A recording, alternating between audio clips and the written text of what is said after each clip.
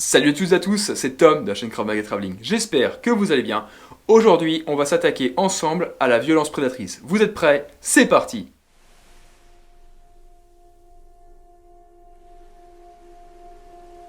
Ok, alors dans une précédente vidéo, on avait vu le modèle dit agresseur, d'accord, le modèle social, le fameux triangle. Deux protagonistes qui souhaitent une même ressource qui peut être matérielle, une place de parking par exemple, ou qui peut être également aussi un petit peu plus subjective, le fameux respect, il m'a manqué de respect, d'accord? Ici, la violence prédatrice n'a strictement rien à voir, on a toujours deux protagonistes, toujours une ressource convoitée, mais la ressource convoitée est l'un des protagonistes. Je m'explique, c'est-à-dire que ce modèle-là n'est plus triangulaire, mais bipolaire. Vous avez un prédateur, une proie, un chasseur, une proie, et la proie est elle-même la ressource, d'accord? Le prédateur attaque la proie pour sa ressource, qui peut être matérielle, on va le voir, par exemple une voiture, un portefeuille, ou qui peut également être la personne en elle-même. Alors il faut savoir que contrairement au modèle social, la violence ici n'a pas pour but d'établir une hiérarchie, une domination, d'accord? La violence ici, la violence prédatrice, justement utilise cette fameuse violence pour s'approprier quelque chose, d'accord? S'approprier ou la victime ou un des biens de la victime, d'accord? C'est pas une violence de régulation, c'est vraiment une violence d'appropriation. Alors, comment fonctionne la violence prédatrice? Pour parler grossièrement, la violence prédatrice, contrairement surtout à la violence sociale, c'est pas une violence qui va être avec une fameuse danse des singes, d'accord? C'est pas une violence qui va être très ritualisée, très bruyante, très visuelle. Au contraire, c'est vraiment le contraire, c'est-à-dire que la violence prédatrice, le prédateur, lui, ce qu'il veut, c'est attaquer sans être repéré, d'accord? Attaquer vraiment de manière très brutale, en utilisant l'effet de surprise, en utilisant vraiment un encerclement, en ne laissant vraiment aucune chance à la victime, d'accord? Il va sélectionner sa victime, il va la choisir, il va s'approcher d'elle, ça peut être par la ruse, d'accord? Si je reprends l'enlèvement, il va par exemple dire, voilà, j'ai des bonbons dans ma voiture, ou je suis un ami de ton papa, au petit gamin, je suis un ami de ton papa, voilà, il se fait passer pour quelqu'un d'autre, il n'est pas violent, hein, il est juste, voilà, il se déguise, entre guillemets, il se fait passer pour quelqu'un d'autre pour arriver à ses fins, d'accord? C'est une sorte de prédateur un peu rusé. Oui, la ruse est finaude. Ou alors justement, c'est un prédateur qui va utiliser une force mais vraiment très haute. Il va s'approcher de vous discrètement, vous poser une question, taper une cigarette, machin, sortir au dernier moment un couteau et vous demander votre portefeuille. T'as du feu, mec? Ah, une seconde. Viens, petit gars. Et ton morlingue? Mick, votre portefeuille, donnez-le lui. Pourquoi faire? Il a un couteau, regardez.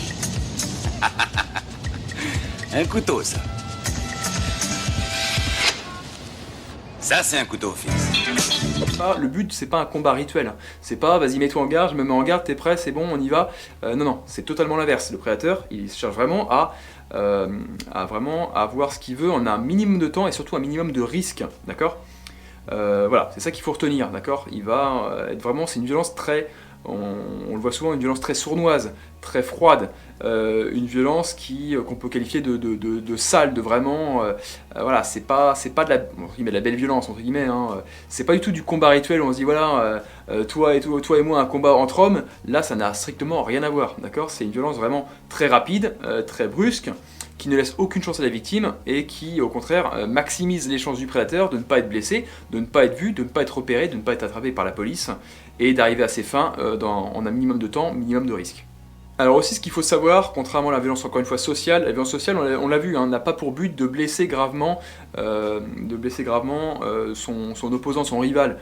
Bon, évidemment, il peut arriver que si un prend un mauvais coup de poing, il fait une mauvaise chute, ça peut arriver d'avoir des dommages assez importants. Mais c'est pas le but initial, d'accord? Contrairement au prédateur qui, lui, ne va pas s'empêcher d'utiliser des mouvements vulnérants ou des armes pour arriver à ses fins, d'accord? Le prédateur, lui, si son but c'est le meurtre, il va pas se dire bon j'y vais qu'avec les poings et je vais éviter les endroits sensibles ou les points vitaux. Au contraire, lui il va utiliser notamment des armes, un couteau, une arme à feu, ce que vous voulez, pour justement, encore une fois, écraser la victime, d'arriver vraiment à son but de manière très rapide, très précise, très, on va dire, chirurgicale, et d'avoir quelque chose de vraiment très rapide, très brutal, et donc ne laisser aucune chance à la victime. Donc il ne va pas au contraire se priver des mouvements vulnérants, bien au contraire, il va justement plutôt les utiliser. Le lion choisit l'attaque classique. Il écrase les voies respiratoires. Pendant que le reste de la troupe empêche la proie de fuir. Alors, dans le modèle prédateur, on a deux grands types de prédateurs. Le premier prédateur, et le plus connu, c'est le fameux prédateur ressource. Le prédateur ressource, ce qu'il souhaite, c'est non pas la victime en elle-même, ce qu'il souhaite, c'est extorquer quelque chose à la victime, par la force, par la violence. Il utilise la violence pour obtenir quelque chose de la victime. Prenons un exemple tout bête, le fameux carjacking. Maman, Claudia l'appareil. Dis, je viens de me faire carjacker. Je dis, je viens de me faire carjacker. On a volé l'auto. D'accord, le carjacking, c'est un acte violent, un prédateur qui va utiliser principalement la force, d'accord. Il va taper sur la victime, il va sortir la victime de force de sa voiture pour s'approprier, pour obtenir la voiture de la victime, d'accord, par la violence. Victime qui n'a rien demandé, le prédateur attaque la victime directement, de manière unilatérale, de manière écrasante, pour obtenir la voiture de la victime. Alors deuxième exemple, ça peut très bien être aussi le fameux vol à main armée, d'accord, le prédateur qui vous sort un couteau, qui vous demande votre portefeuille, d'accord. Ce qu'il veut initialement, on le verra tout à l'heure, c'est pas vous blesser, c'est pas vous tuer, ce qu'il veut vraiment ici proprement dit, c'est votre portefeuille, d'accord. Il utilise une violence, ici plutôt vraiment une menace armée pour obtenir votre portefeuille, d'accord. Ça peut également être aussi le pickpocket. Le pickpocket, c'est encore une fois un prédateur. Il agit en douce pour vous subtiliser vos biens, votre ordinateur dans le train, votre portefeuille dans le métro, etc. etc. d'accord. C'est le fameux voleur voilà, en douce qui essaie d'utiliser la ruse pour obtenir quelque chose, d'accord. Encore une fois, c'est encore un prédateur, même si c'est pas un acte vraiment violent, dans le sens il vous tabasse pas pour obtenir ce qu'il veut, mais il va quand même vous voler de manière un peu rusée, d'accord. C'est encore une fois un prédateur versus une proie. Alors, le deuxième type de prédateur, ici, alors le plus, on va dire le moins présent, et heureusement d'ailleurs, parce que c'est vraiment le plus dangereux, c'est le prédateur dit non pas ressource, mais dit prédateur ordonné, dit également prédateur processus, ou encore le fameux sadique. Alors, ce prédateur-là, ce qui l'intéresse, c'est pas une ressource que vous avez, c'est pas une ressource matérielle, votre portefeuille ou autre. Ce qui l'intéresse, c'est vous, d'accord. C'est vous directement. Ce qui l'intéresse, c'est la violence en elle-même, d'accord. Il est violent pour être violent. Ce qui l'intéresse justement, c'est être violent. Ce qui l'intéresse, c'est faire souffrir, c'est faire mal. C'est des gens qui vont utiliser par exemple la torture, qui vont utiliser le crime, le meurtre. Nous sommes face à quelque chose qui n'est jamais arrivé. J'appelle ce quelque chose un crime. Crime. Je sais pas, ça m'est venu comme ça, j'aurais pu dire Meurtre. non, j'ai dit crime. C'est bien un crime. Ouais, j'aime bien.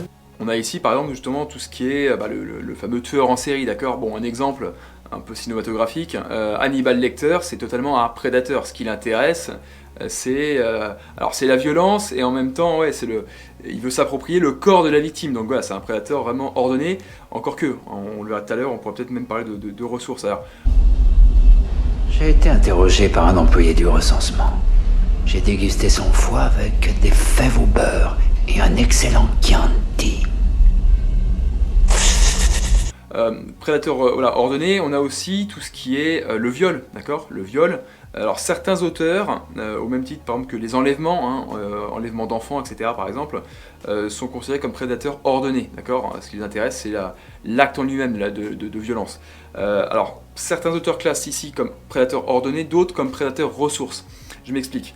Ça peut être considéré comme un prédateur ressource parce que le prédateur lui-même considère la victime comme une ressource. Par exemple, le violeur peut considérer, soit aimer l'acte du viol, donc à ce moment-là on considère que c'est un prédateur ordonné, soit considérer la victime comme étant une ressource matérielle, donc certains auteurs peuvent classer ça comme un prédateur ressource, un peu comme pareil l'enlèvement d'enfants. Voilà, donc ça, après c'est encore une fois une table de définition, je suis pas là pour débattre dessus et j'ai pas les compétences de débattre là-dessus, mais voilà, ce qu'il faut comprendre, c'est que c'est encore une fois un autre type de prédateur, d'accord. Voilà, la violence de type prédatrice qui se différencie de la violence violence sociale qu'on a déjà vue dans une vidéo précédente. Ok, alors, en résumé, les points importants de la violence prédatrice comparée à la violence sociale, C'est une violence qui n'est pas du tout triangulaire, d'accord? C'est pas deux protagonistes qui sont entre guillemets d'accord pour s'affronter pour une ressource commune.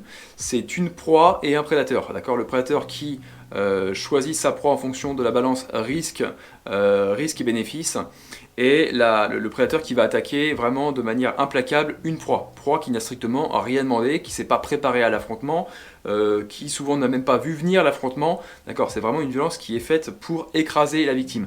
C'est pas une violence de hiérarchie, d'accord? C'est pas fait pour savoir qui est le plus fort, c'est une violence pour s'approprier ou la victime, ou quelque chose que possède la victime, d'accord? Ça c'est vraiment important de le voir. Également, c'est pas du tout une violence qui va être ritualisée, d'accord? Avec une sorte de cahier des charges, vas-y tu te mets en garde, je me mets en garde, je te pousse, tu me pousses, voilà, c'est pas du tout ça.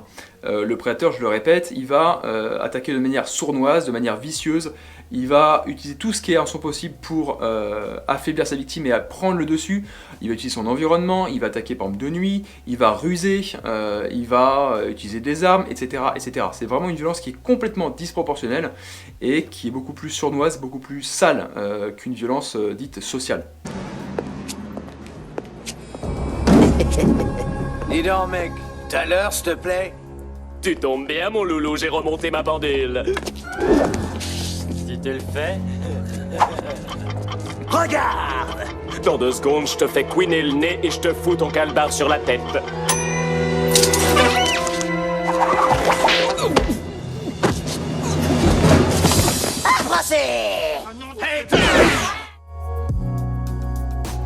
Alors je finirai cette vidéo avec un point important à voir, point qu'on verra si ça vous intéresse plus tard. Les moyens de se sortir d'une violence sociale sont totalement différents, voire opposés aux moyens de sortir d'une violence prédatrice, d'accord? Je prends un exemple tout bête, vous avez la fameuse place de parking ou le fameux manque de respect, voilà, les deux s'affrontent comme des singes, voilà, violence sociale. Si l'un des deux se soumet, à ce moment-là, ça règle le problème, d'accord? L'autre, ok, bon, il va arrêter de taper dessus, l'autre se soumet, c'est bon, j'ai eu mon compte, l'autre va se dire, ok, il va arrêter, j'ai gagné, c'est fini, d'accord? Ça s'arrête. Par contre, je prends le cas d'un type qui en veut à votre vie, si vous vous soumettez à lui en disant bon, c'est bon, je me rends, il va pas s'arrêter. Au contraire, pour lui, c'est tout bénef. D'accord? Voilà, c'est un petit exemple tout bête pour vous montrer un petit peu les grosses différences. Si ça vous intéresse, dites-moi en commentaire de la vidéo, si ça vous intéresse de savoir un petit peu comment justement désamorcer, se sortir de ces violences-là. Voilà, j'hésiterai pas à faire une vidéo sur le sujet. Ok, alors comme la première vidéo sur les violences sociales, les sources sont les mêmes. Je vous remontre ici. Neurocombat, livre 1, Christophe Jacquemart, je leur dis un très très bon bouquin, Psychologie de la violence de rue et du combat rapproché. Neurocombat, volume 2, toujours pareil, Christophe Jacquemart, Stratégie et communication pour la violence de rue. C'est celui-ci qui est le plus complet si vous vous intéressez vraiment au type de violence prédatrice sociale, d'accord ? Ensuite, on a de chez Rory Miller, Face à la violence. Et toujours Rory Miller, très très bon auteur, Méditation sur la violence, d'accord? Ce sont quatre bouquins de référence à mon sens sur tout ce qui est psychologie de l'agression. Il y en a d'autres, mais ceux-là sont vraiment, vraiment top. Ok, alors je le dis et je le redis à chaque fois dans ce genre de vidéo et même dans toutes mes vidéos, je ne suis pas un expert de la self, j'ai pas prétention de l'être, loin de là. Cette vidéo n'est pas du tout une vidéo exhaustive sur les violences prédatrices, encore une fois, loin de là, parce que j'aurais pas le temps de le faire, j'aurais pas les compétences, voilà, faut le dire clairement. Voilà, mon but ici c'est simplement de dégrossir un petit peu ce sujet-là avec vous, c'est un sujet qui m'intéresse et que voilà, j'aime bien partager avec vous un petit peu sur ma chaîne ce genre de contenu. Voilà, donc c'est pas du tout une vidéo qui est exhaustive sur les violences, on a vu avant sociales et violences prédatrices aujourd'hui. Le but c'est de vous donner un petit ensemble, un aperçu de ce que ça peut être pour que vous puissiez mieux comprendre un petit peu les types de violences. Si ça vous intéresse, n'hésitez pas à vous reporter aux experts que j'ai cités, notamment dans les bouquins. N'hésitez pas à aller voir un petit peu d'autres chaînes, à voir un peu ce qui se fait. Et également, n'hésitez pas non plus à me dire en commentaire si ça vous a plu. Et si ça vous a plu, n'hésitez pas à me demander d'autres vidéos sur ce sujet-là, auquel cas je creuserai le sujet avec vous. Et voilà, cette vidéo est maintenant terminée. J'espère qu'elle vous aura plu. Si c'est le cas, laissez-moi un pouce bleu en bas de la vidéo. N'hésitez pas non plus à laisser un petit commentaire, me dire ce que vous avez pensé de cette vidéo-là, me dire si ce type de vidéo vous intéresse, auquel cas j'en ferai plus. Sur ce, moi je vous laisse pour de prochaines vidéos. À la prochaine, ciao!